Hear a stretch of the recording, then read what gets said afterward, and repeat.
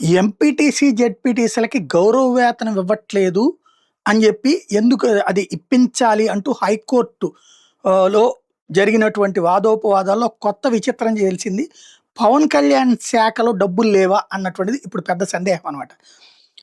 ఇందులో ప్రధానమైనటువంటి అంశం ఏంటయ్యా అంటే జడ శ్రవణ్ వాదనలు వినిపించారు. 2024 జూన్ నుండి తమకు రావాల్సినటువంటి గౌరవ వేతనం చెల్లించడం లేదంటూ వైఎస్ఆర్ కడప జిల్లాకు చెందిన జెడ్పీటీసీలు, ఎంపీటీసీలు హైకోర్టులో పిటిషన్ వేశారు. 2024 జూన్ నుంచి అంటే తెలుగుదేశం ప్రభుత్వం అధికారంలోకి వచ్చి నుంచి అంటే దాదాపుగా 18 నెలలు అవుతుంది.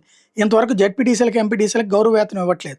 దాంతో దీని మీదన పిటిషన్ వేస్తే హైకోర్టు పంచాయతీరాజ్ శాఖ ఇప్పుడు ఎవరి చేతిలో ఉంది? పవన్ కళ్యాణ్ చేతిలో ఉంది.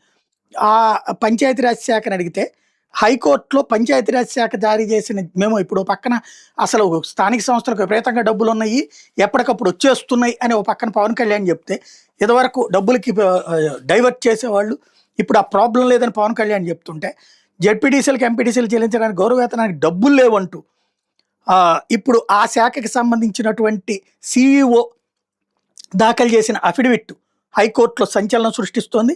అంటే పవన్ కళ్యాణ్ శాఖ ఇంత దివాళా తీసిందా అంటూ వైసీపీ ప్రశ్నిస్తోంది.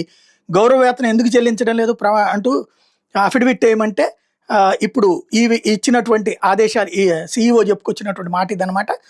బడ్జెట్ లేని కారణంగా జెడ్పీటీసీలకి, ఎంపీటీసీలకి డబ్బులు ఇవ్వలేకపోతున్నాం, కొంచెం టైం ఇస్తే గౌరవ వేతనాలు చెల్లిస్తామని కమిషనర్ చెప్పుకొచ్చారు. దీని మీద పూర్తి సమాచారంతో అఫిడవిట్ ఏమని చెప్పి ఇప్పుడు హైకోర్టు ధర్మాసనం ఆదేశించింది. విచారణ వచ్చే వారానికి వాయిదా పడింది. ప్రజాప్రతినిధులకి జీతాలు చెల్లించలేని ప్రభుత్వం 1750 కోట్లతో విగ్రహాలు నిర్మిస్తామని చెప్పడం ఏంటి అంటూ మరోవైపున ఇప్పుడు వైఎస్ఆర్ కాంగ్రెస్ పార్టీ ప్రశ్నిస్తోంది. తమకు వేతనాలు చెల్లించకపోతే ప్రజా పోరాటానికి సిద్ధమని మరోవైపు జెడ్పీటీసీలు, ఎంపీటీసీలు చెప్తున్నారు.